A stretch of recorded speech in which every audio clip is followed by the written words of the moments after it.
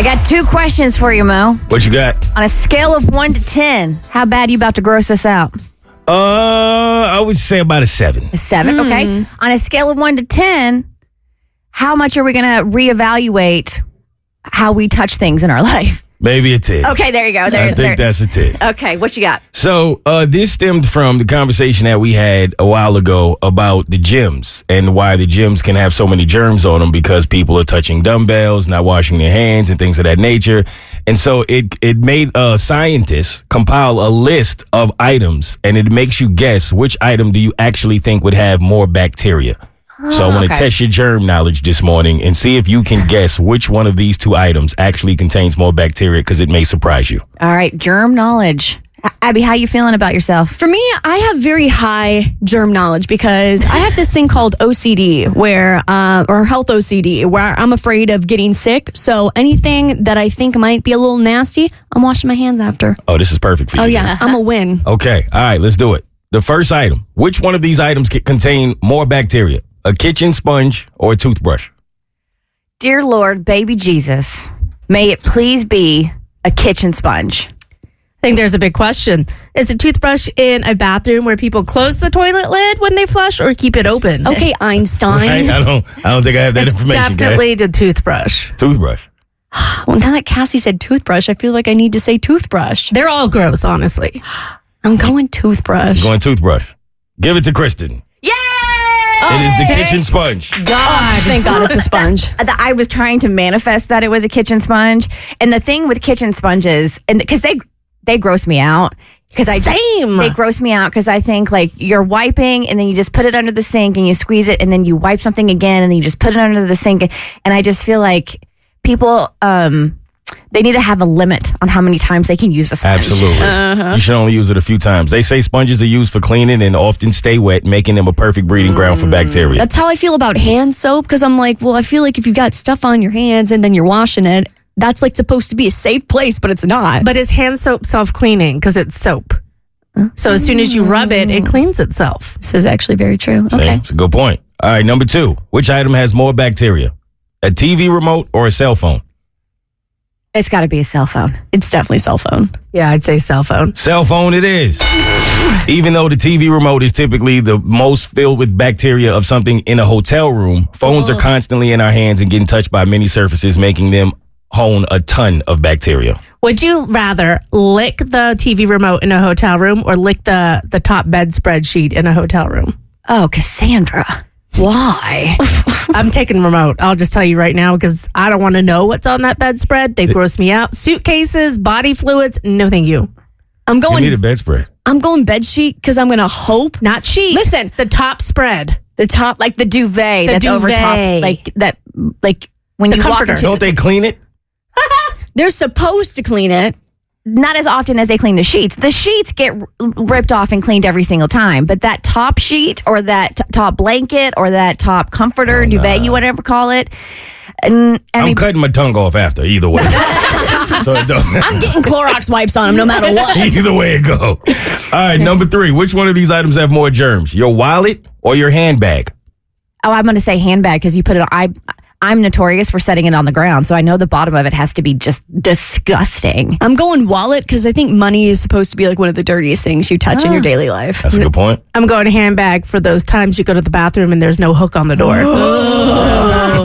Science say it's your handbag. Yeah. Handbags touch a variety of surfaces from tables to the ground and carry things like makeup, food crumbs, and etc. Number 4, which contains more bacteria, a coffee maker or a microwave? Oh, God, I know it's a coffee maker. Oh, man. I just had this thought yesterday about my coffee maker that I should clean it, but I don't know how. You and me both. Isn't there like mold in coffee too? Like no matter what kind of coffee you get, there's mold in it. That's why I'm so glad I have a Bart because he keeps our coffee maker pristine. Like he's constantly running whatever he needs to run through it to keep it like water and soap? no. You know that thing that we used to clean? No, there's like a specific cleaner that you can run through the coffee really? maker. Yeah. Taught me something. Yeah. It's a descaler. Yes, a descaler. Thank you, Tommy. That just gets rid of the minerals, though. It doesn't clean. Whatever. sidetrack. Did you say there's always mold in coffee? Yes, if you Google it, like 9 times out of 10, most coffee brands, like no matter what, unless it specifically says mold free, probably has mold in it. Do you want me to ruin it even further for you? No. Sure. There is a legally allowable amount per part of roach and insect that's allowed in coffee. So if you find yourself, especially if you have a shrimp allergy and getting kind of an allergic reaction after you're drinking your coffee, it's probably because there are roach pieces in it, which is why I always buy whole bean and then grind it, because then you can see. But ground coffee will probably have roach parts in it. If you think any of this is going to stop me after this break from going to our company coffee machine and getting me a cappuccino because I need caffeine, if you think any of this is going to stop me, you are sorely mistaken because it is not. This is 100% ground coffee made in my moldy coffee maker, and I will drink it. It's whole beans in there. The beans are in there. That's true. It's whole bean. You're safe. No roaches. Oh, okay, no roach. Okay, so coffee maker or microwave? I forgot the game. Right. Yeah. Coffee maker. Coffee maker is the answer. Is it? Yeah, coffee maker. That is the answer. Coffee makers are often wet and not always clean thoroughly, allowing bacteria to grow in the water reservoirs. Yeah, and if you think about it too, microwave, because you're heating stuff up in it, you would hope that whatever is inside of it is getting so hot that it's dying. Absolutely. But maybe not. Has anybody in here ever fallen for an online scam or a text scam or an email scam? I feel like right after college, you don't know that people are trying to scam you. So when USPS texts you saying your package is on the way, and you're like, I probably ordered something while I was drunk. Yeah, you're probably clicking on the link. Instagram got me once. That's right. Yeah, it was like it made it seem as if one of my friends were asking me to vote for something, and I clicked on it to vote, and then the next thing I know, they had complete control of my Instagram. No, I Held remember my Instagram hostage. Yeah, how long? I forgot about that. How long did they? And you ended up paying to get it back, right? Yeah, I think initially they were trying to get like $500 out of me or something like that, and I tried to fight it and get it back without paying them for like 2 weeks, I want to say. It was a long time. And then it got to the point where they were doing so much that they was like, all right, give me $100, I'll give it back. I said, bet. So, I mean, I feel like scams too, and I'm constantly getting the text messages to my phone. It used to be about the package, right? That your package, blah, blah, blah, you have to click this link, da-da-da, to get it. And of course, your first instinct should go to see who sent it, and you look at and if it's gibberish, whoever sent it, you're like, you're not going to click on that. But now, the one that I almost fell for but didn't was the one about the toll roads. Oh, yeah. Because we have a Peach Pass, but my husband's in charge of that and making sure that it's loaded with cash so we could skirt around traffic. So I got a text message and I kind of read it, like half read it. And then I was like, oh, tolls, blah, blah, blah, blah, blah. And so I just copy and pasted and sent it to my husband. And then he comes upstairs. He's like, what is this? And I'm like, I don't know. I got a text about it and I figured it needed to go to you. And he's like, Kristen, this is a scam. Did you click the link? And I was like, no, I promise. I get those every other day and I don't have a car. That's how you know. All right. So intern Sadie, I mean, these scams have gotten pretty elaborate, so I'm not faulting anybody who falls for them, but you're saying your mom is falling for several? Yeah, we're on strike 3. And let me just say, my mom was an educator. She is a retired teacher. She's a smart woman. She just loves a good bargain. Allegedly smart. Yeah. Yeah. But so her Facebook algorithm knows that she loves a good bargain. And I guess maybe they're tracking what she's searching. And this all started during COVID. She wanted to build like an at-home gym. So she started looking up like weight sets online. And I guess Facebook started pushing her ads for weight sets. And she saw one, good price, bought it. Months go by.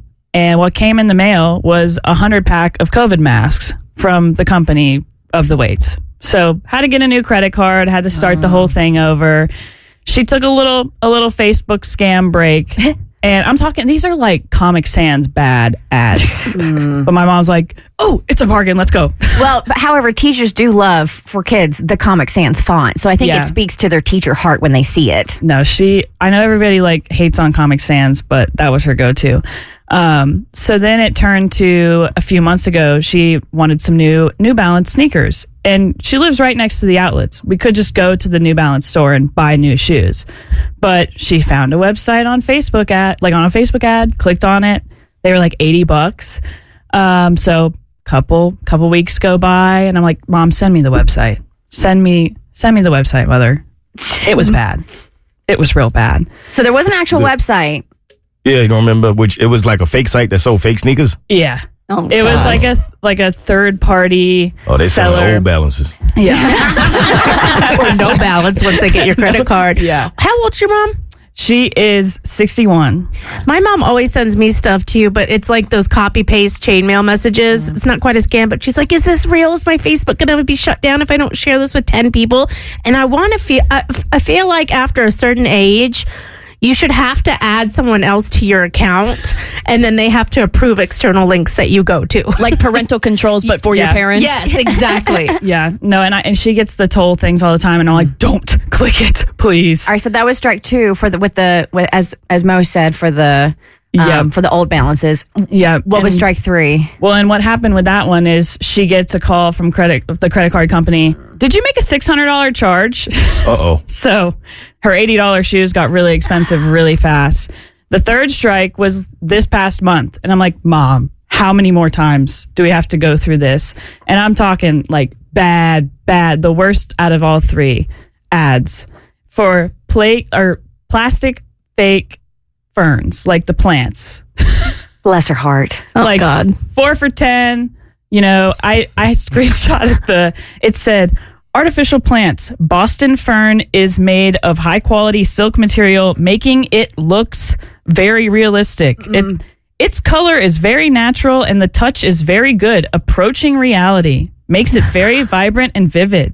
And she clicked on it. Come on. And then she actually put her credit card information in there. Sure did. So we're on like what number credit card? Probably 3. Okay. Oh, my God. My question is, and these are all on Facebook, right? Oh, yeah. All right, Zuckerberg has a good chunk of change. And I feel like Meta, like there's so many advances with technology and Meta. How can they not prevent this from happening on Facebook? Yeah. I don't know. Like, that's a fair question. How can they not have like an entire scam department that is dedicated to ridding Facebook of scams? They don't want to. Yeah, I just don't think they care enough. They don't care because if they wanted to, they would. Yeah, but this time, it was a little more promising. She got one in the mail. Something actually came this time, and she calls me and she's like, "They're dollhouse plants. They're like 4 inches long." So these approaching reality silk Boston ferns are like this big. Approaching reality, silk Boston ferns does sound like my new Bravo obsession, though. Yeah. But yeah, so hopefully You might strike have to 3, we're suspend her done. from Facebook a little bit. Yeah. 3 strikes you out. I'm hoping this is the last one. Okay. Don't shoot the messenger, okay? I just saw the headline and felt it was worthy of letting you guys know that if you try to be happy, you're just going to end up making yourself miserable. So there is from the website Study Finds, and this is reviewed by Steve Fink. He's who wrote the article. Oh, yes, I trust Steve Fink. Do you try? Well, it's Steve Fink wrote the article, but research was led by Sam Maglio of the University of Toronto, Scarborough. Oh, of course, Sam Maglio. Okay. Who doesn't know Sam Maglio? Right? I trust Sam and Steve. Yeah, so I'm like, there's actually research behind this because I want to share like where this came from, and we'll be sure to share the article with you. I'm just going to summarize it tightly. And it basically says the pressure to feel good winds up backfiring for many, research shows. In a nutshell, it says this: actively pursuing happiness drains your mental energy, leaving you with less willpower for other important tasks and decisions. People exposed to happiness-focused messaging showed worse self-control, consuming more chocolate, and giving up sooner on challenging tasks. So, in summary, rather than constantly striving for maximum happiness, accepting your current emotions and appreciating what you already have may lead to better well-being. It's the pursuit of happiness that is making some people miserable. It makes sense because I remember when The Pursuit of Happiness was a movie, and I remember thinking to myself, well, like, when is the destination of it all? And then I got the message in it, which was the pursuit of happiness is actually learning to be happy in the pursuit. So it's like you choose to be happy regardless of where you are in your life, even if you don't have it, I guess everything that you want. And I feel like it's kind of saying something similar. Yeah, I've always just been taught that happiness was fleeting. Like if you constantly go after happiness, you're inevitably going to be disappointed because sadness and the pains of life are inevitable. So if you constantly expect to be happy, and that's where your expectation is to constantly be at like a level 8, 9, 10 happiness, you're constantly going to be disappointed because life is brutal. And most people are floating around a 6, 5, 6, 3, 4, 1, 2, depending on the day. I mean, and it was kind of, it shook me a little bit because, of course, like I have gotten, self-help books. I know Dan Harris wrote 10% Happier, and I got that one and was reading it because, I mean, we're here for such a fleeting moment of time, right? So, of course, you want to be your happiest self while you're here. And if you look at it, there's so many self-help books. And now it's not even about the books. You look online and you look at TikTok and you look at Instagram and you look at the TikToks and the Reels, and it's all about how you can be happier or make the most of your life. And I feel like there's so much pressure to do something to make yourself happy that you don't see your life for what it is, and you can't value and be happy with what you have. Ooh. I can relate to that because as someone who is always pursuing goals, I kind of feel that way about my goals because like you keep making goals, and then after you accomplish the goal, you're looking for the next goal, and you're looking for the next goal, and you never actually stop and say, okay, I did something, I should be happy about what I have accomplished. It's always about the next thing. So maybe there is some truth to just kind of just learning to be happy where you are. Yeah. I just don't think God designed us to be happy. Because if he designed us to be happy, he would design me to be able to house an entire chocolate bar and pint of ice cream every day. But I'm not built that way. And to have 10 cats in a house and nobody judge you. Yeah, exactly. God wanted us to float around a 5'6". You should be able to eat ice cream and still have a six-pack. Amen. He got that wrong. He got that wrong. That's a design flaw on his part. Absolutely. Are you talking about finding happiness? Mo, your sister risked it all. She is risking it all, and I think I am nervous, but I am excited at the same time. So my baby sister, which I still affectionately refer to her as, even though she's a grown woman now, but she'll always be my baby sister to me. How old is she? You allowed to share her age? She's 27. Got it. Aww. And so I'm a few years older than her, so that our relationship was always kind of like baby sister, big bro. And I guess I've watched her grow in a sense as a proud older brother. And I always knew this day would come when she would be ready to spread her wings and truly go out there and find herself and get her real life started. I just didn't know it would actually start in the same household as my lady. I didn't see that part coming. So I came to y'all a few weeks ago. Man, this all happened so fast. So when I got this news, apparently they had started working it out a few days before. So by the time it got to me, it was like, okay, we have something we want to share with you. But I think everybody might have been a little pleasantly surprised in that I don't know why they thought I would be against it for some reason, or I would have like reservations about it, but I do not. Like when my lady came to me and said, listen, your sister wants to move to New York. She's always wanted to live in New York, and it just never really made a lot of sense for her before because New York is a tough place to live. It's a tough place to get started, and she wanted to go out there, and she didn't really have as much help as she normally would have because we all left. You know, my grandma is there, but that's really it. She doesn't have as much family there as she would. So my lady is like, yo, I have a home. I'm hardly there. I'm paying this rent. It's really just sitting there most of the time. I have an extra bedroom. I kind of felt like almost obligated to say, well, if you want to come to New York, I would help. And so I asked my lady, like, you sure? Like, is this something you really want to do? I don't want you to feel like pressured. And she was like, no, absolutely not. I would love to do this. I think it would be beneficial for both of us. And I think that, her having my lady around, someone to lean on, I think it adds comfort to myself, to my family. And so my mom and my sister went to New York to hang out with my lady in New York while we were in Disney at BBA. Shut up. So you're not even there. We're on Bert's Big Adventure, and it's your mom and sister who on their own go to hang out with your lady. Yep. I love that. Right. The three of them having lady time, kicking it all weekend long. And I was like, wow, I had FOMO for the first time ever. I was like, they sending me pictures and videos, and I was like, this is awesome, but I wish I was there. And so I figured it was like her test run to see if it was something she really wanted to do. She stayed. Your sister or your lady allowing her to live in the apartment? Both. Both, yeah. Both. They ended up staying together for a few days, for like 3 or 4 days. And then, so when I got back, I asked my lady, like, what's the verdict? Like, what's the word? And she said, ask your sister. I want your sister to tell you. And so I reach out to my sister, and she's like, Oh, I quit my job.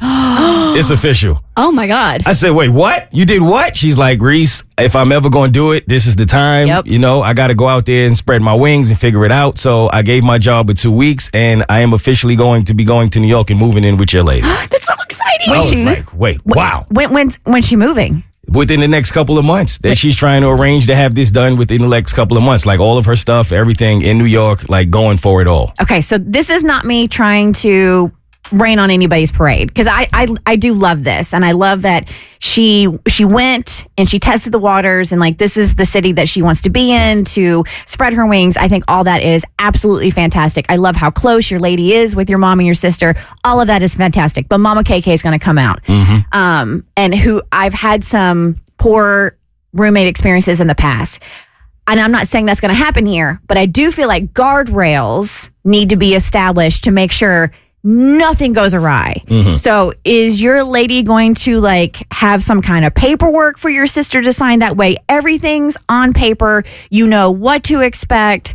I mean, if there is going to be any compensation or no compensation or like a timeline or anything like that, like is anything getting put in writing before your sister moves in with your lady? So we did talk about that, and that came more from me because my lady was like, I don't care. She'll figure it out. And I'm like, you can't go into it that way. I mean, that's just her heart, though. Like, she just wants to help, and she's like, we'll figure it out. But I did tell her, y'all should at least have like a 6-month plan. Like, draw out what 6 months looks like, and then figure out if you want to create a new plan at that point.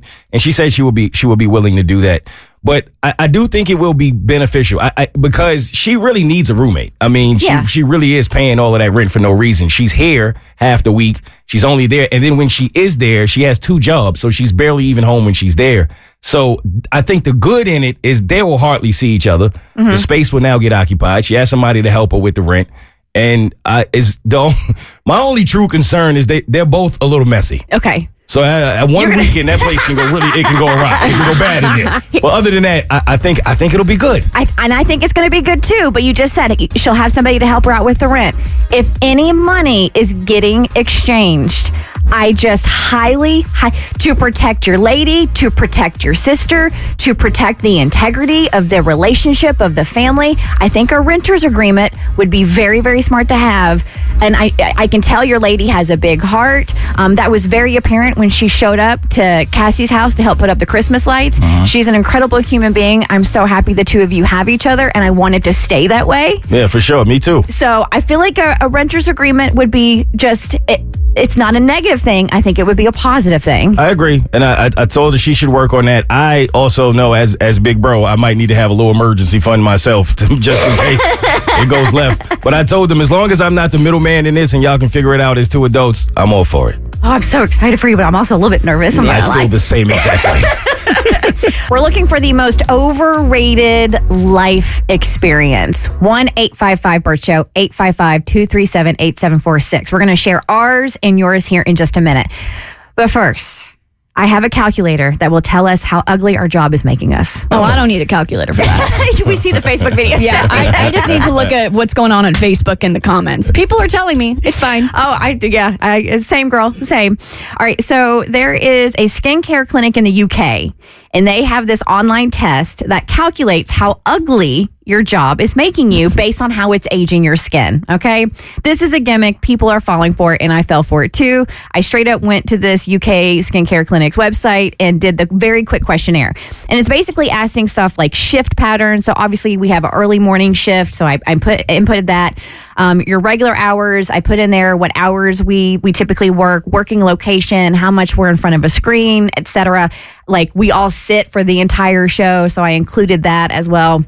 And so I have here, out of the 4 possible results, which is either your job is, when it comes to how ugly your job is making you, either it's minor, moderate, severe, or extreme. Oof. Damn.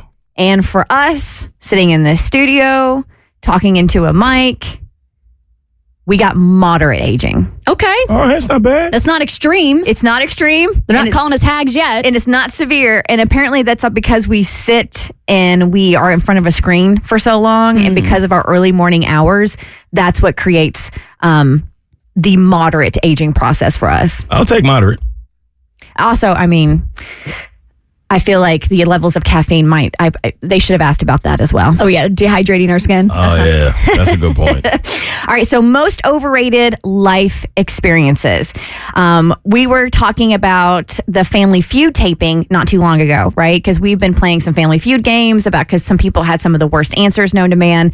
And I distinctly remember, because the studios are here in Atlanta, going to a Family Feud taping, and the family I was there to see, my buddy Mike Morse, the Morse family, they were the very last family to get filmed that day because they filmed multiple episodes at once.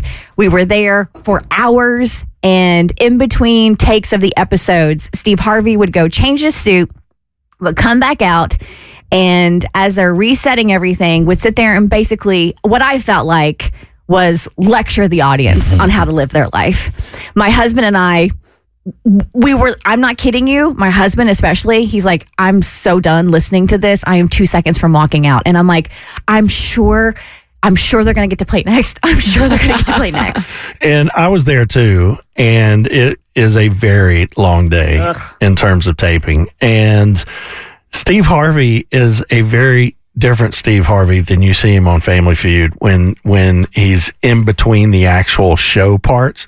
He gets very blue, very much like his stand-up stuff.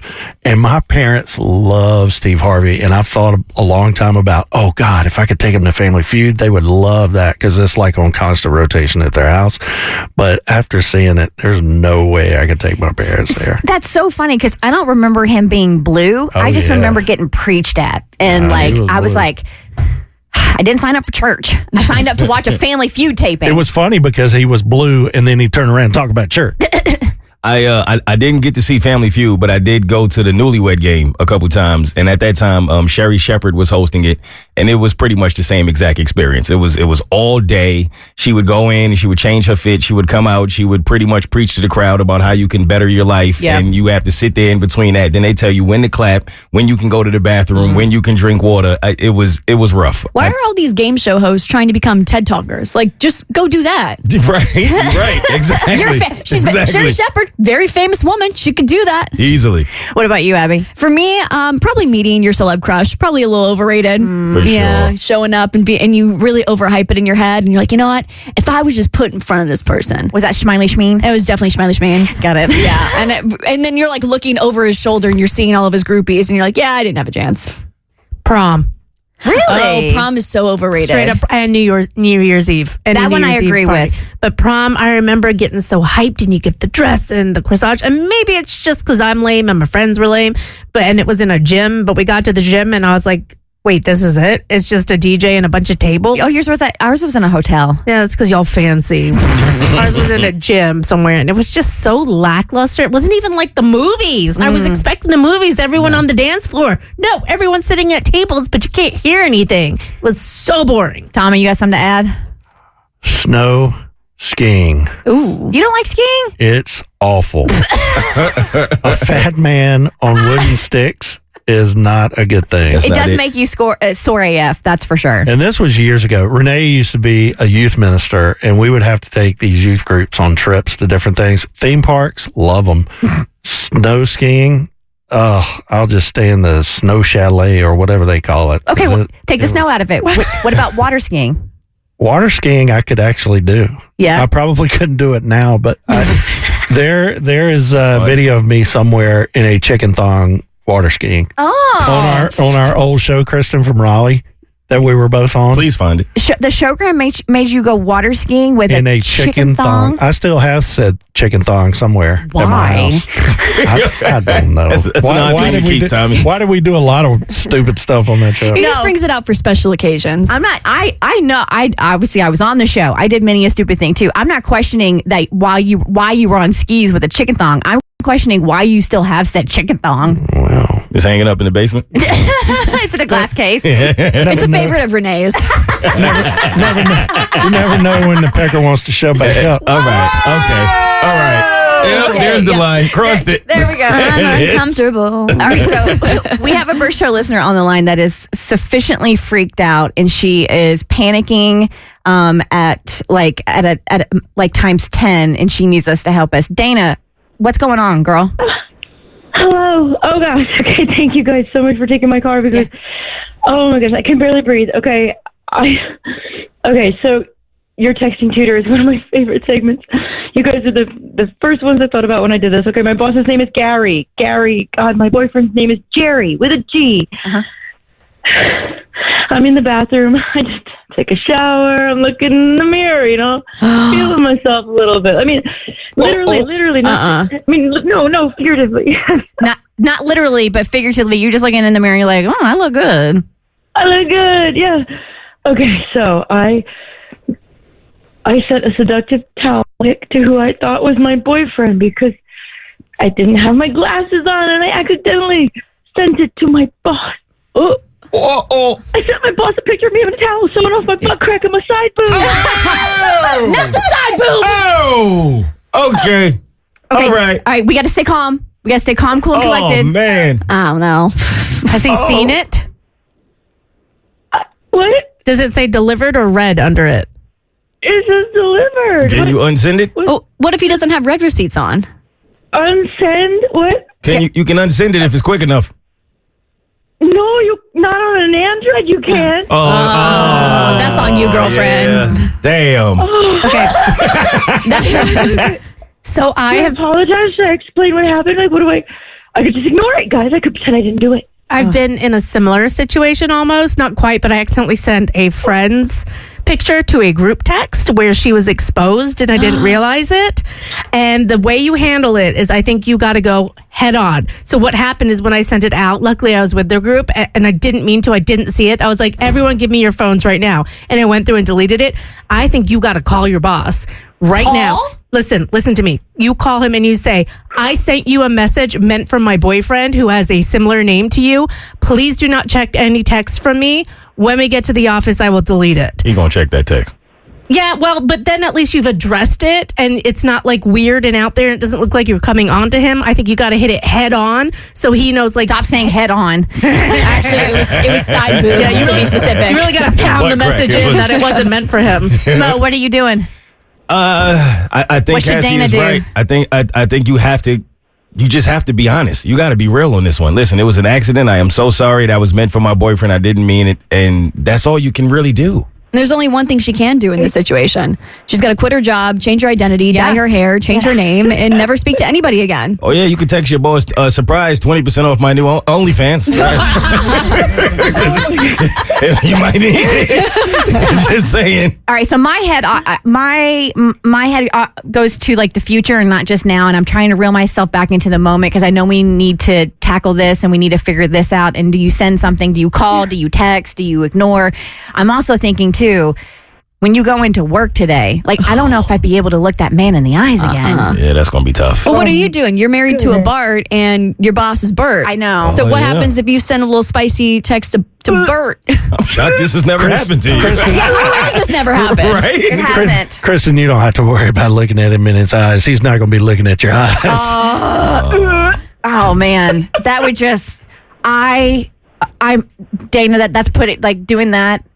Putting myself in your shoes, even though you're not wearing any Or anything at all. and it, is really putting that in perspective. And listen, Yeah, you should probably put clothes on. That's the first thing you should do. yeah. So this is mortifying. I get that, and It's totally mortifying. I know this is mortifying. You're not the first person to do it. Probably won't be the last. I don't know. I wouldn't have the cojones to call him, but I would immediately send a text message and be like, in all caps, please do not look at this message.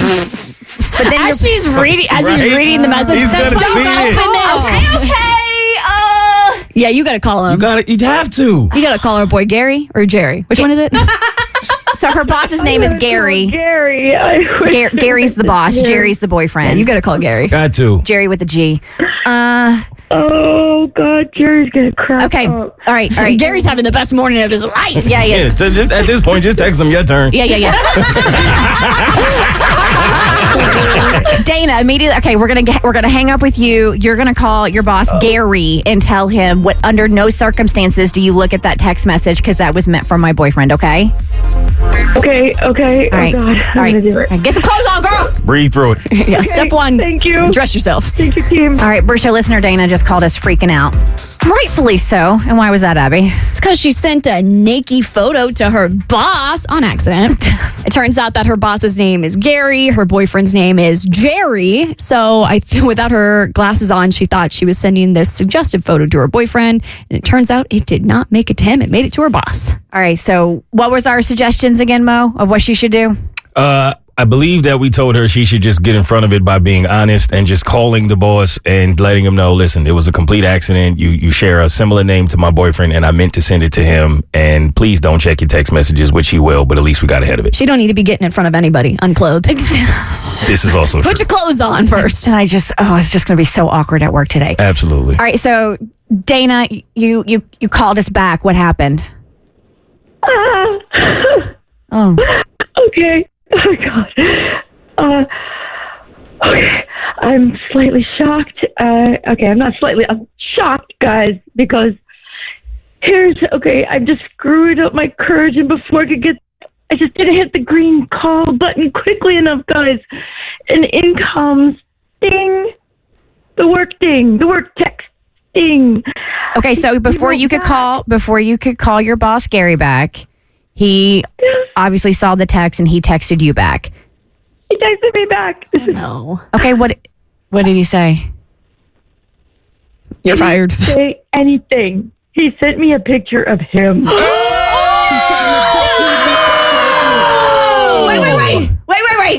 Wait. What was the picture?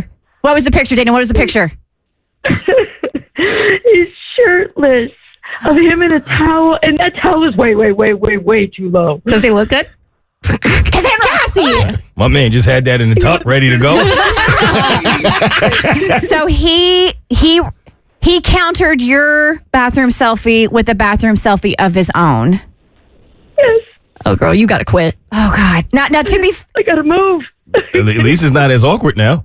it's Now not. things are real peachy keen. Okay. What if we went at it from a funny angle? I mean, this is just going to be awkward no matter what. But if you're like, cool, now we both sent these pics, mutually assured destruction. If anyone ever speaks of this again, we'll release them. No, because Just be like, shut up, let it go. no, because her boss now thinks this is a spicy romantic reaction. You or definitely got to interaction. let him know that wasn't meant for you. Ooh, what if we played dumb? Humiliate him.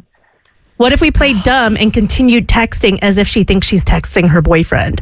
And then she can have the realization, oh my gosh, I didn't know, like down the line. We don't got to play this up anymore. Why can't we just send the text now and be like, sorry? Facts. Yeah, well, because he sent a picture of his body, she knows that's not her boyfriend. She knows her boyfriend's body. He sent a photo. For one of the first times ever, Dana, I am at a loss because we do, like you said, now he's going to be embarrassed because he thought your initial text was sincere. Exactly. And then he responds. So now not only are you like crazy embarrassed that you accidentally sent this text to him, but now you have to shut him down and be like, no. I have no interest in you whatsoever. That picture was meant for my boyfriend. So At least she has someone to share her embarrassment with her. He's just as embarrassed at this point. Well, he's clothed. She showed her side boob and her butt crack. He had the chest out and a little bit of down. Exactly. Yeah. the upper of the neither. Yeah. The upper of the lower. I'm almost afraid to ask this question, Dana. Please tell me that your boss is a single man. Oh, no. He's not. No. He's married. Oh, my God. Supposedly happily married. He's a married man. Okay, here's what you do. Oh, dear baby Jesus. I want a 20% raise or I send this to your wife. Whoa, no. Let's make it work for us. Come on, let's spin this puppy to our No, advantage. because this could turn into an HR complaint because he could take it to HR and be like, she sent this to me first, unsolicited. This could be sent it bad. back. Ugly. Yeah. I don't have that. I don't have those cojones. I cannot do that. Okay. All right. Here's what we got to do. And this is going to be a rough couple of days at work because it's going to be hella awkward, but it is what it is. You need to go ahead and reply back to his text and in all caps be like, OMG, I am so sorry. I thought I was sending that picture to my boyfriend. His name is Jerry and your name is Gary. It was an honest mistake. I am so sorry. Nice pecs, though. No, we are not complimenting anything. Do not compliment the man's nipples. My bad. No, you don't think I should compliment? So just to try to ease this. No. Nope.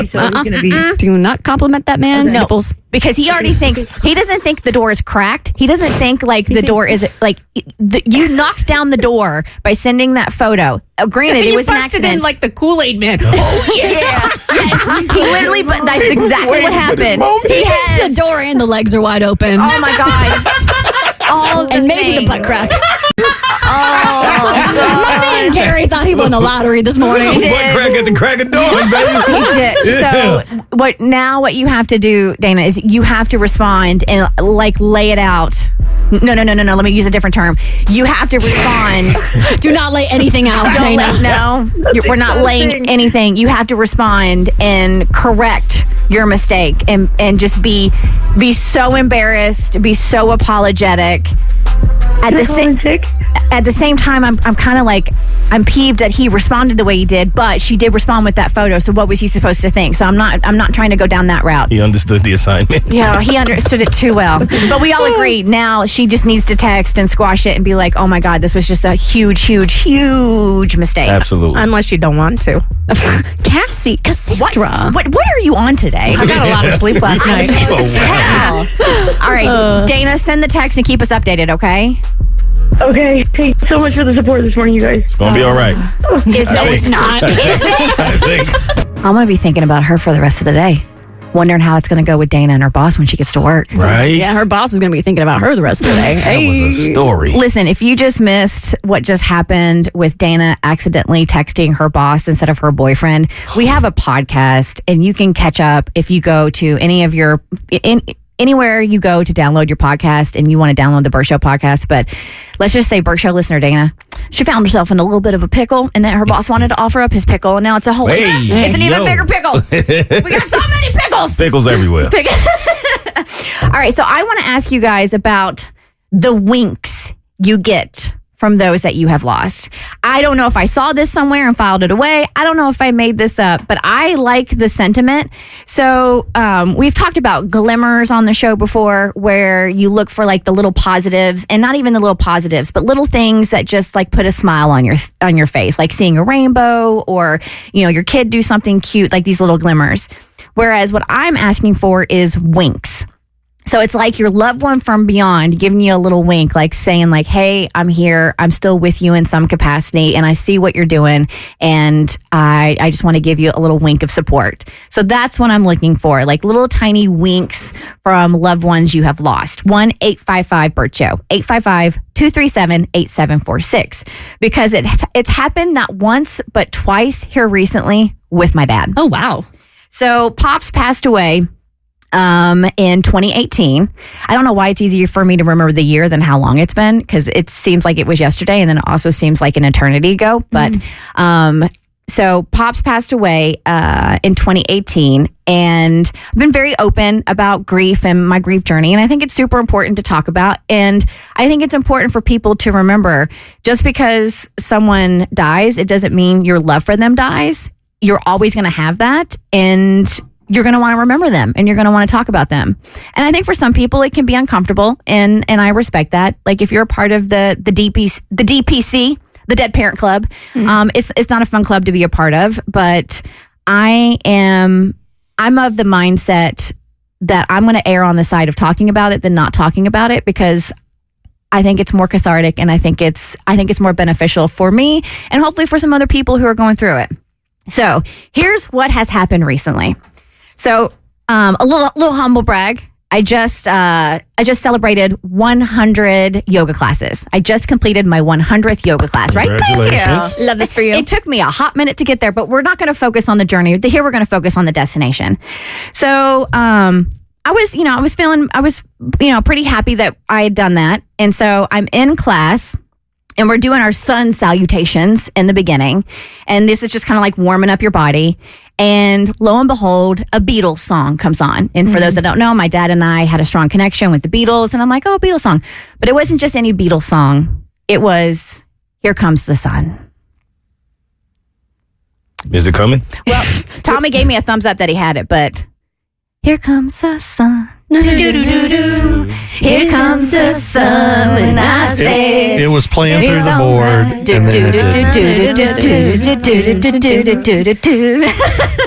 So, and I mean, it took every ounce of my being to not cry and like to hold that tear in because Here Comes the Sun is also the song I played while I was pregnant with Jimmy, and it's like a special song for us. And what I've been feeling more so the past couple of months, and I think it's because I'm hitting these milestones with my son, Jimmy, who turns 4 at the end of this month. You know, I'm planning his birthday party and signing him up for T-ball, which my brother played growing up. And my dad was very active. Like, he was hands-on when it came to coming to any of our sporting events. And it's always so bittersweet because I'm at Jimmy's first T-ball practice and I'm like, man, I wish Pops could see this. You know what I mean?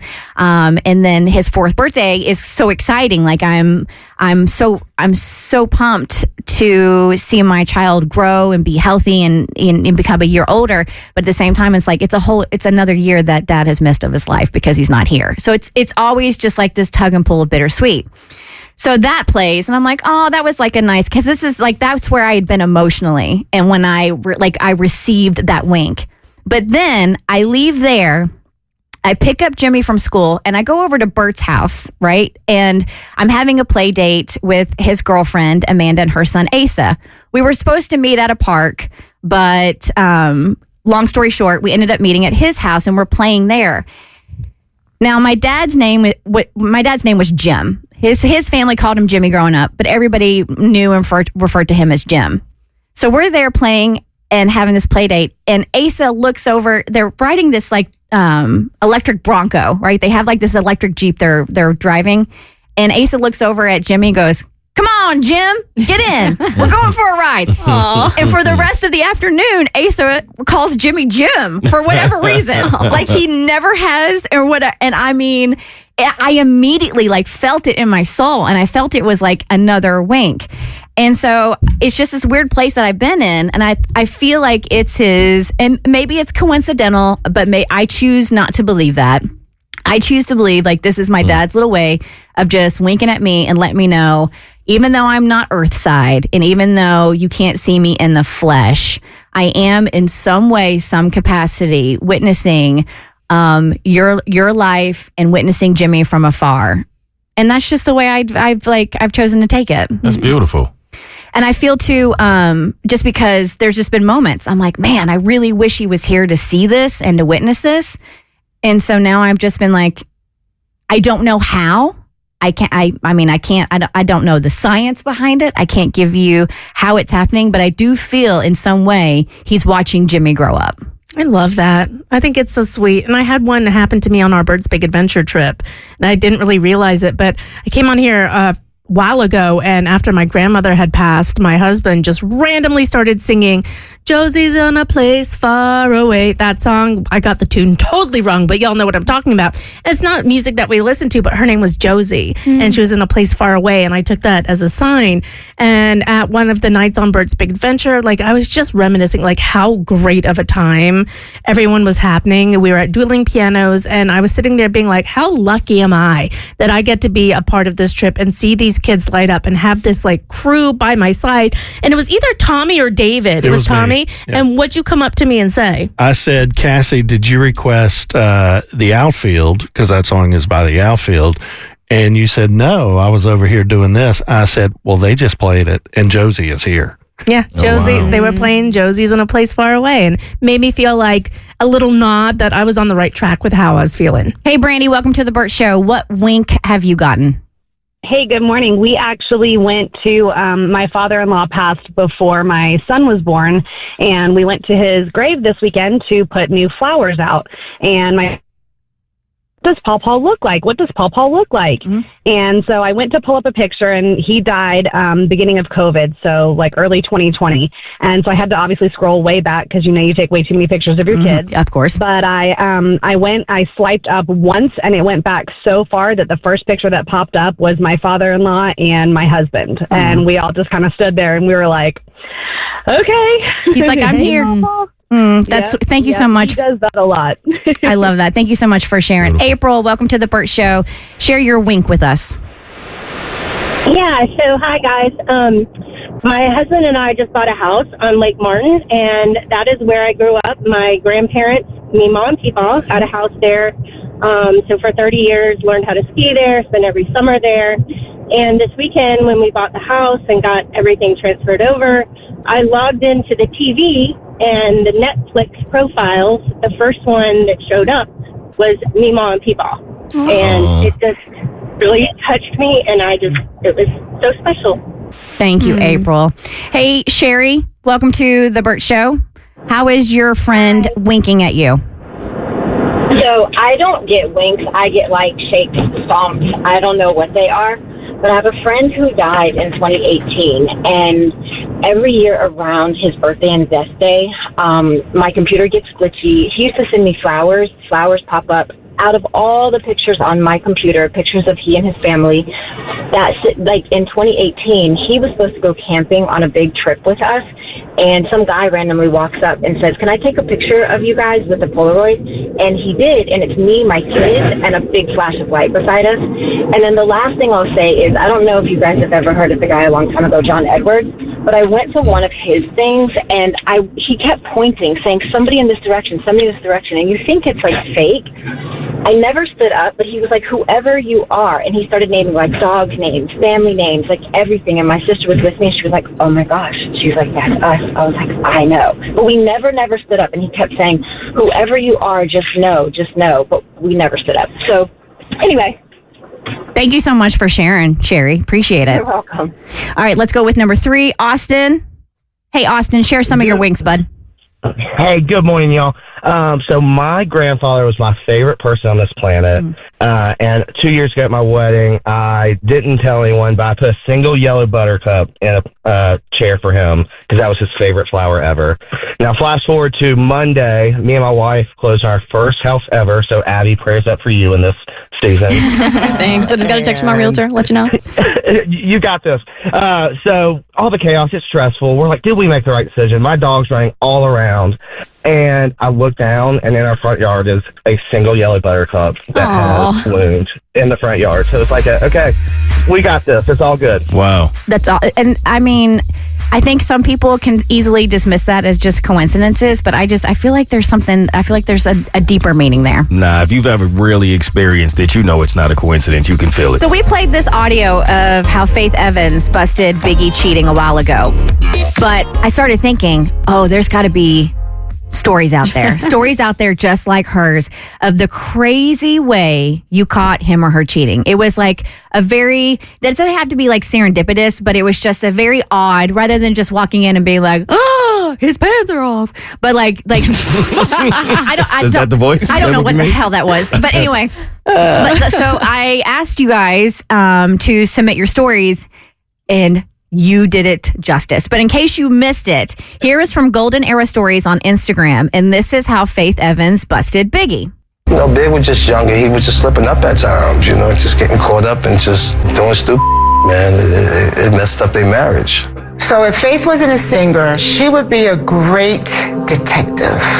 God, my ears are golden, let me just tell you. I recognized the tones on the dial pad and dialed this girl's number back. Yo, she pressed redial on the phone and she listened to the tones that play back. And when you press redial, go do do do do do do do do do.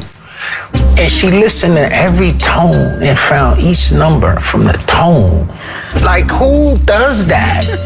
Who has that ability to be able to say, no, that was a 4. No, that's 7. Boop. That is insane. I know. I love when women. When women, yeah. And it makes sense because she's a musician. Yes. She's an artist. So she can listen to those tones and distinguish them a little better than the average person. And her putting that together was great. And I think Gen Z and Gen Alpha probably don't even comprehend. Like, there was a time when you didn't see the number that was calling. Yeah. Like, you had to pick up a phone, a rotary phone. You don't even know what that is, and hit redial. And so you never once saw the number. So the way she deciphered that, dude, girl, kudos. All right, so we asked you guys to share your stories. You can, if you have them now, 1-855-BERT-SHOW. Please feel free to call up. But If you download the Bert Show app, yes, we have an app. There is a little microphone at the bottom of the app where you can record yourself and send us a message. So if like being on the radio, like live isn't your thing, you can 1000% leave us a message and you can delete it and record it as many times as you want until you get it right. And we asked this question, and sure enough, we have some people tell us how they unorthodoxly caught their partner cheating on them. I was dating my high school sweetheart. We were out with his best friend and a couple other people at a bar, and we ended up bringing some other people to his best friend's house for after the bar, and we were playing drinking Jenga, and before I knew it, I look around and my boyfriend at the time was not around, and there was also another chick not there, and so I go snooping around in the back bedroom, and lo and behold, I find him sitting on a couch with her standing in front of him, and he was trying to take her belt off with his teeth, and I was just so horrified. I ran into another bedroom, I started crying, and he ended up convincing me to come out of that closet and apologizing to the girl, and I did it, and I've gotten over it, went to therapy. I'm okay now. The Bert Show actually helped me, and the timing of it all is what makes it crazy to me. The Apple update and how you can go in and find deleted text messages on your phone. And I had been having a gut feeling for quite a while that something was going on. And so I took my husband's phone and I found the text message that confirmed everything I was feeling. And what is crazy is that message would have been permanently deleted in one day. So if I would have waited just a little bit longer, it would have been gone forever and he would have got away with it. Okay, so let's digest both of these. Wow. Yeah, the first one. He convinced her to apologize to the woman he was about to cheat on her with. I need to hear that conversation. Right? Because how do you do that? That's one of those moments that you want to go back in time and relive and be like, what did he say that made me think I was the problem? Because I hate to give that guy a compliment, but he got some game. If he was able to somehow skirt accountability and make her feel like he was the victim. He's got those Jedi mind tricks. Yes. He used the Force on her. He did. That's one of those. He needs to teach a masterclass in manipulation and gaslighting. 100%. Because that's exactly what happened. And then I love how the other listener was like, yeah, no, Bert Show, you helped me catch my man. We're doing humanitarian work here. We are doing the Lord's work, Abby. It's not just haha laugh funny. We're doing good to the world. Helping the community. And if she would have waited one more day, Oof. that text would have been permanently deleted. Wow, it was meant to be. Kismet. I was raised being told that no weapon formed against you shall ever prosper. But every once in a while, a couple of them weapons start prospering. Couple of them slip through. So, because a couple of them slipped through, and that definitely happened in this process. This is one of the hardest things I've ever done, but also one of the most fulfilling. So I am here to inspire. That's what I hope my journey will do.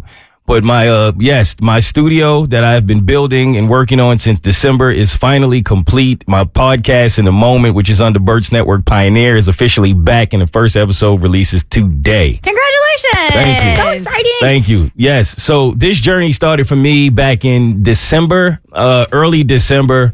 My lady actually came to me and she noticed a lot of the things that I was going through. And she was like, you know what? I think you should build a studio. Like, I think you have reached a point in your life when you should start investing in yourself, and we should help you do that. And I was like, okay. And it was one of those moments when I realized how pivotal it is. It is so important to pick the right partner because, you know, the way that they inspire, the way that she inspires me and the way that she constantly is forcing me to keep my game up and step my game up.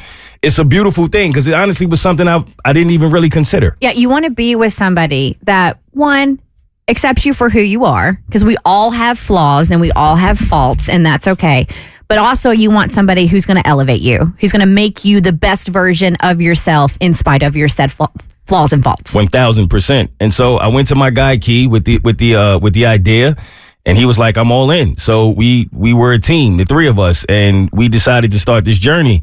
And I knew it would be hard. I knew it wouldn't be easy. I knew it would have its hiccups. Now, it's funny because we did everything ourselves, which that was the beautiful thing about it. Like, my lady has an eye for set design and things like that. Key and I do not. That's not our expertise, but his expertise is cameras and lighting. I'm pretty good with microphones and things of that nature. So we just all came together, pieced it together one by one with what we knew. And we did everything on our own, even like the mounting of the TVs, things like that. I'm decent in that area. But the only place I struggled where I had to ask for outside help, which I should have went to Bart, as you said last time, was we hired a guy to come in and do the sign. And this guy 1000% tried to get over on us. And now I know. Because initially, when the sign came in, there's a lot of wires, obviously, because the sign changes colors. It can be any color. So we asked him to just basically put up the sign, run the wires through the wall, center it with the fireplace. That's what we asked him to do. When he did it initially, it seemed to have been working just fine, right? But this is where it was our fault because the sign needed to be lowered. So at that point, I was like, I don't think we should do it ourselves because he should know his own work. He did it. Let's bring him back in to lower the sign. Which he did. But the problem was he was in there for about 30 minutes, and I knew it was a job that should have been 1, 2, 3. And once I saw him take his hoodie off and he was in his T-shirt, I said, something not right. And so at that point, he puts the sign up, but now the sign does not change colors anymore. It just gives you one color. And that is? Pink. So, which is your signature color. Right, of course, right? So then I'm like, what happened? Like, it worked the first time, and then he's like, well, I'm not an electrician. And I'm like, okay, you decided to tell me that now. Cool. So he leaves, and then we're like, you know what? We did everything else on our own. I'm going to do this on my own, too. We'll figure it out. So I end up taking the sign down, speak to the people we got the sign from, and that I realized that what he did, when the sign comes, like when you take it out the package for the first time, it gives you the instructions. Yeah. It has all of the letters written down. You connect D with D, A with A, and he did that. But he didn't label it. Like when he took the sign down, he should have relabeled it so he knew where to put each wire. He did not do that. He did not mention that he did not do that. So technically, the sign not working had nothing to do with the sign. It was 1000% him. So once we figured that out, got it back up, repainted, put it all together, I reached out because at that point I was confused as to what I paid for. I'm like, we paid you twice, and the second time you came, you actually broke everything. And then he didn't respond. So I said, all right, at this point, all we can do is leave a bad review because what else are we going to do? We got the guy from like Thumbtack or one of those apps or whatever. So once we put the bad review, immediately, we get a response. And he's like, if you take the review down, I'll give you a full refund. Which told me like, okay, cool. He knew. But you knew. Yeah. You knew the entire time that you got over on us and you were going to try to just ignore us. But that review was stern. And I think my point was felt. And so we're like, all right. So then we go to remove the review. You can't. They don't let you remove the review. So I'm like, all right. Probably because of instances like this, because you want people to know who they're hiring. And if they're paying people off not to leave bad reviews, well, then you're just going to get a schmuck showing up at your house not knowing what they're doing. 1000%, right? Because now it's a question of morals, right? I don't want to lie about this review, but I also want my money back because we paid them a nice penny. So it kind of upset me because then it made me feel like, hold up. So we're only getting a refund based off if we can remove this review, not based off of the fact that you did horrible work and actually broke what we asked you to fix. Yeah. Cool. We figure out we can edit the review. We can't remove it. So we edited it to say the first part was accurate, but he did fix it. He did come around and make it right. And then he sent us the refund immediately. So at that point, I was like, all right, even the hiccup that we had that seemed like it was going to cost us a lot of money, we got that fixed and we were able to fix all of the other little kinks. And it was just like, it was a surreal moment knowing that me, my best friend, and my lady really set out on this journey to make this happen. And as you're going through it, there's so many times when you're like, is this the right decision? Is this actually going to work out? You know, all of this investing that I'm doing, but I got my favorite people in the world doing it with me. And so to finally sit down with my guy and create the first episode and everything to go as well as it did, for it to look the way it does, sound the way it does, I'm proud of us. I'm really proud that we came together and made this work. And yeah, I'm super excited about where this journey will go. And it looks so good. If you haven't been to Mo's Instagram yet, like, this is quality. This is quality. I was like, where did this come from? You were one of the first people to comment, and I really appreciate it, Abby. It's exciting, man. We made it work. We made it do what it do. And the first episode is out today? Today. It was out at 5 a.m., so you can download it now wherever you get your podcast. Our producer, Kaylee, is going to brag on his wife here in just a second. If you want to brag on your wife, call us up, 1-855-BERT-SHOW, 855-237-8746. All right, if you guys had to guess which state is the best for women, which state are you going to choose? The state of unconsciousness. Very funny. So I'm going to give you the parameters, okay? So analysts at the personal finance website Wallet Hub have compared all 50 states and Washington, D.C. to see which ones are generally best suited for women. So in their study, they used two primary dimensions: women's economic and social well-being and women's healthcare and safety. They had a specific grading point system, and they had the median earnings, the health policies and access, even female homicide rates. They took everything into consideration, and you could get a score out of 100. There was one state that got a score of 77.22. Which state do you think is the best, according to these parameters, for women? Wow, I have no idea. Let's go California. No, didn't even crack the top 10. Yeah, the taxes there. Like, you can't afford anything when they're taxing you like 75%. That makes sense. I feel like it's got to be kind of an obscure state. Like, I feel like it's going to be like Vermont or something because the homicide rates are really low there. Vermont is number 7. Okay, but I'm going to go with Illinois. Illinois is not in the top 10. Texas. Texas is not in the top 10. Maine. Maine is number 6. You're getting closer. Okay, is Rhode it Island. Not in the top 10. Is it a New England state? Yes, it is. New Hampshire. No. Connecticut. No. Massachusetts. Yeah! Good. Massachusetts. We got you. Better than dirty jurors, okay? Yeah, that's true. Massachusetts takes the lead. Its ranking in women's healthcare and safety is the best in the U.S. In fact, Massachusetts has the lowest percentage of women without healthcare.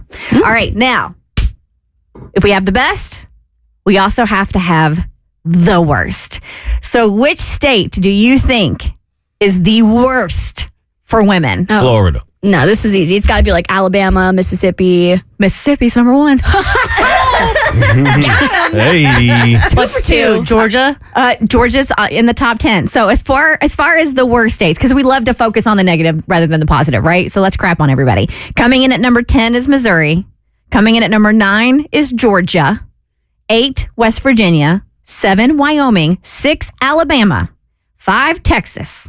4, Louisiana. 3, Arkansas. You notice the South isn't really representing well for the ladies. Not Arkansas.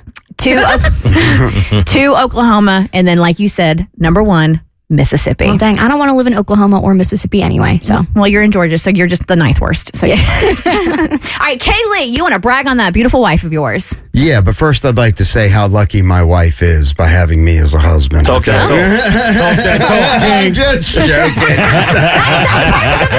during Women's History Month? Yeah. Exactly. You know, no, I really do. I want to brag on her because I feel like I don't acknowledge the amount of stuff that she does and how she handles our household on a daily basis. She's got her hands full. You guys have 3 kids. Well, yeah, 3 kids, 3 dogs, fish, a bunny. I mean, there's a lot of heartbeats. There's just a lot of heartbeats. But I mean, it's even more than that. I mean, she has her own spray tanning business, and she sees me naked on the regular. Oh yeah.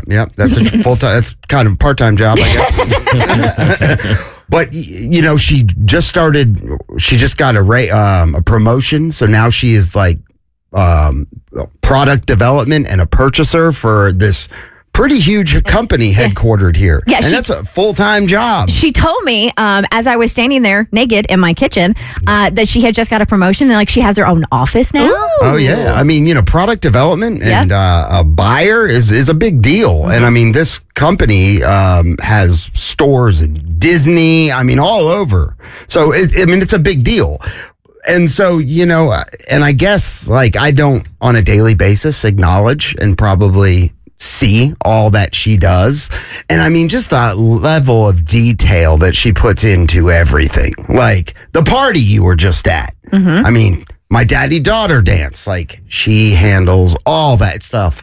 And I just... all the athletics. Your kids have a lot of extracurricular activities and she keeps all of that stuff straight. Yeah, I mean, I do put it, I'm not Of course saying, I know you're not sitting the sidelines. But yes, I mean, she does, I mean, she's head of the household. All right? I'm just there. I'm like another kid. So all right, now here's speak directly to your lovely wife, Erin, and go ahead and gush on her. Should I talk like I was Chad GPT from the 1830s? I mean, Okay. if it makes your heart happy. No, my dearest Aaron, I just wanted to say from this mountaintop, i.e. the radio, because that is my mountaintop, how much I love you and how much I do appreciate you and all you do every single day, every second of every day for the family, for our kids. And I know I don't tell you enough, but I love you so much, and I couldn't do it without you. Well done. Now go back to be your normal self now. Okay, and you're still so lucky of a woman. All right, Kelly wants to join you. Kelly, you would like to scream from the mountaintops. Go ahead, brag on your wife. Hi, I just want to brag on my wife. She is amazing. I am calling from Lexington, Kentucky, hometown. That's just a thing I just know. It is now. Okay. She is one of the hardest working women that I know. She works a full-time job, has a full-time photography business, and today she is starting and launching her own cornhole league, and I am so beyond proud of her and so proud to be her wife. And she's just a wonderful person. And woo, go Allison. Go Allison. Go Allison. All right, see. Thank you. You're welcome. I feel good. You should feel good. Feel warm I inside. hope she feels good. Hope she's getting her phone blown up right now. All right, so Mikey, set the scene. This past weekend, you're at Brunchfest. What happened? There's no simpler way to put it. I got ham-sammed over there at Ham-sammed? I got ham-sammed at Brunchfest. I went to Brunchfest. They gave me as many mimosas as a man can take, and I acted a damn fool. I can't help it. And how many mimosas can this man take? It's hard to count, but The limit does not exist. it exists, apparently. And then Jackson came in and shared his side of the story. Well, before we get to Jackson's, you said the most embarrassing part was towards the end when you were having a conversation with somebody and you were constantly calling her what? An SOB. Okay, go ahead. That's what I've heard. I don't remember for sure, but that's the word on the street is that I was calling everybody SOBs. Okay. But I think I was really coming at my boss with a bunch of SOBs. Your boss here at the radio station. Because for those that don't know, as Tommy so kindly put in our show sheet that we read off of, and he's putting titles down, he has Mikey, the resident degenerate. So you do stuff for the Bert Show, but you also do stuff for our station here, Q99.7. That's right. And so you work in the promotions department over there. Yeah, and I'm real buttoned up over there. I seem like a good guy. but- And who do you report to? I report to anybody who tells me to do anything. But you do also report to the woman that is sitting to your left. That's correct. Right. Hi. Hi. All right, so we got Laura, who is the assistant PD of Q99.7. You also do middays. I do. Right after us. Yep.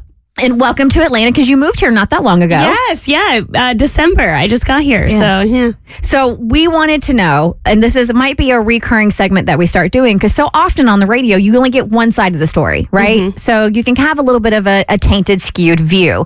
But because we have both sides of the story in the building, we're like, all right, let's get Laura on and see if Mikey did or did not make an ass out of himself. So Laura, if you can just start from the beginning, when you encountered this individual and what transpired. Sure. So I got there kind of late. I ran into Mikey over here in VIP. I'm VIP. Did he deserve to be a VIP, Laura? You know, he maybe should have gotten cut off a little bit before I got there, but that's okay. You know, I was young in my 20s once too. It's fine. VIP in this case stands for very inebriated person. Absolutely.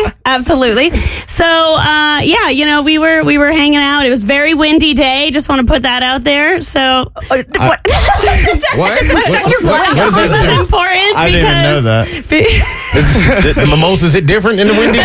The mimosas were flying, okay? Literally the cups and the trays and the food and everything was flying all over. I'm just prefacing that, okay? Okay. Because I don't think you embarrassed yourself. I really don't. Ooh. I think this story is more I saved your life. And I deserve a thank you for that because I don't think you'd be here without me. So we had producer Kaylee on earlier to brag on his wife, showing her a little gratitude. And now we have somebody on the show that wants to show a little gratitude to another person on the show. Producer Amber, our phone screener, I'm going to toss it over to you. All right. Thank you so much, very much, Kristen. I'm actually really excited because I lost a significant amount of weight. You go, girl. Thank on now. you. Yeah. I'm feeling very thin, very demure. I can tell you're walking with a little bit of confidence, You got feel some me? swag. Yeah. And so I want to brag about my buddy Mo. A while back, I came onto the Bert shows sharing with you guys that I wanted to lose some weight and I was looking for a little inspiration. And so what I did is I reached out to Mo behind the scenes and asked him to kind of, I guess, choreograph a workout treatment regimen for myself. And he gave me a 5-day plan, and I have it right here.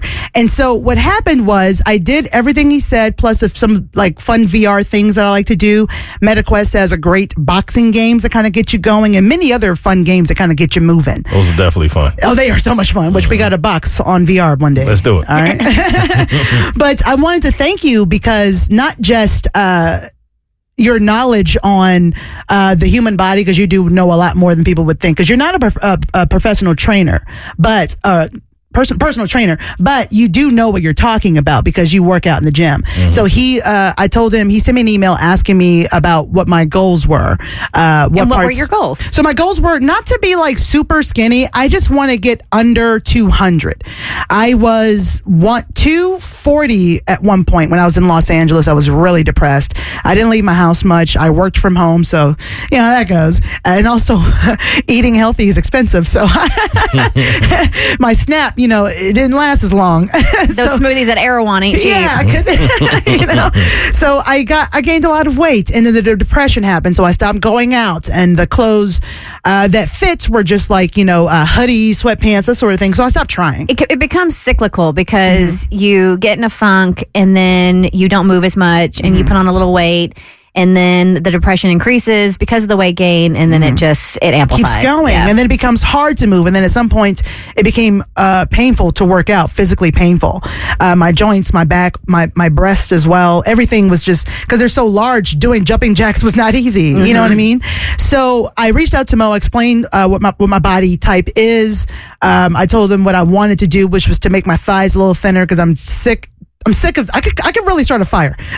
They just kind of chafing. I could start a fire. You can hear me coming down the hallway. Like, here she comes. So I just no windbreakers for you, huh?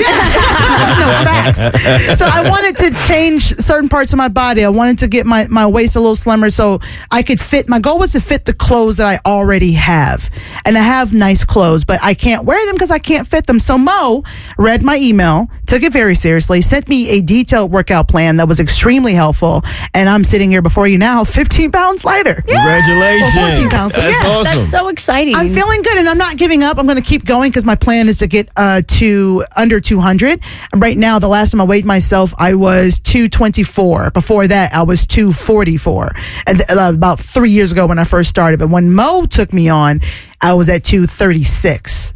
So I'm feeling a lot better. I'm getting closer to my goal. So when he first sent that to you, how long did it take for you to implement what the guideline, like some of the advice that he'd given you? I ain't gonna hold you. It took me like a couple of weeks. I ain't gonna hold you because like baby steps. I had to. It's hard to get motivated. Yeah, I had to like kind of get motivated, and I remember like all the inspirational stories that he shares on his podcast in the moment. Which, by the way, thank you for bringing that back up. It's been way too long. Oh, my pleasure. My pleasure. And so I think because I listen to his podcast and his music as well, he's been an inspiration to me in more than one way. And I kind of thought about it of, well, I don't want to disappoint the guy who inspires me, so let me get to it. So he literally was my inspiration to get it going. I sincerely appreciate your kind words. You are incredibly too kind. You did the work. You know, I took your request seriously. I certainly did. I wanted to help. I love when people want to work on themselves in any way, shape, or form. So I was just happy that you were willing to actually take the advice and put it to use. And I'm glad it worked out. I figured it would if you stayed focused, and you did. That's all kudos to you. Got these happy tears coming out my face right now. Now, I know we're going to get questions because it's very rare for someone to give someone a workout plan and it actually works, especially like Amber, I think you and I are a lot alike. It takes a lot to get us going. Yeah. And a lot of people. So are you willing to share the workout plan so we can put it up at thebertshow.com for anyone who's interested? Yeah, actually, I printed it out, make a copy for you, and then I'll send that to you. I have no problem sharing that at all. But now that you have done this, Mo, as far as like working out, You don't do the same thing over and over and over again and never switch it up. Now, at this point, now that she's been doing this, is it time to like readjust, or does she just keep with this plan? It depends. If your goals are still the same, I'm not exactly sure how long you've been doing it, but eventually, yeah, your body will react differently to it because it gets used to it. So it's always important to kind of switch up the workouts and switch up the routines. But if you want me to, update your list a little bit so you could be more excited to continue to go, and that's not a problem. Yeah, I would like to have my Angela Bassett arms back, please. Thank you. See what I could do. Those some serious arms. Her boyfriend is about to change his appearance, and she is not here for it. Is a man getting plastic surgery? He's not getting plastic surgery, but he is altering his appearance. And it raises the question, hey, you do what you want to do as long as it doesn't hurt me, but she's the one that's going to have to look at it every single day. So is there even a compromise here? Cassie, what does your friend's boyfriend want to do? Oh my God. My friend and her boyfriend, she's 25, he's 27, and they've been together for about 5 years. And I think that's important context. He's a skateboarder, not professionally, but like does it for fun, amateur, but he's really good at it. Except for the time when he missed a flip or whatever and hit his face on the ramp and knocked out his front tooth. Actually, it's not the front tooth. It's like the one next to your front tooth. The incisor. Is that what it is? Sure.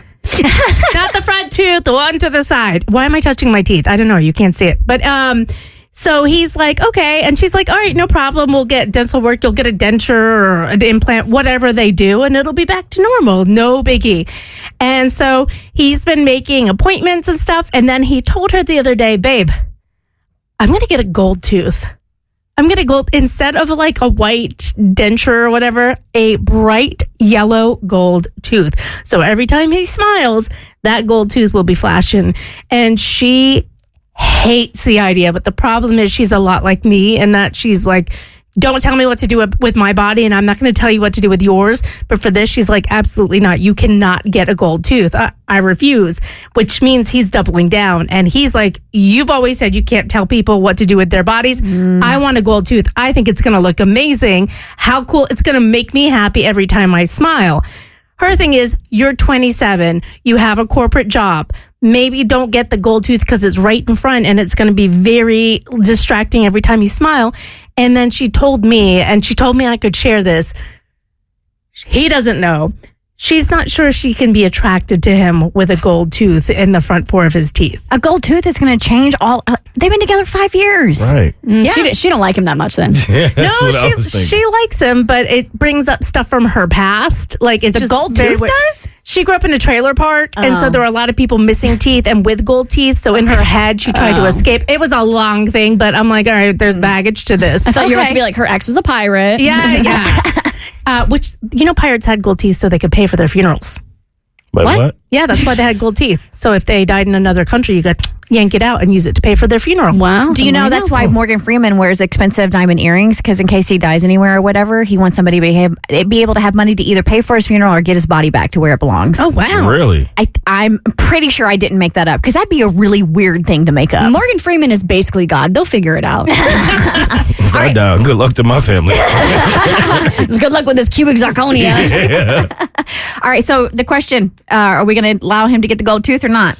I think you kind of have to. I mean, if that's something he really wants to do, I think there's nothing wrong with if she decides to be honest and say that I'm not really on board for it. I don't really care for it. But if he says, listen, this is something I want to do, I feel like you have to let him. I think he's just being pragmatic. What if he does another kickflip, but this time he dies and his family doesn't know how they're going to get him back to their home state for the funeral? And that gold tooth is going to pay for it.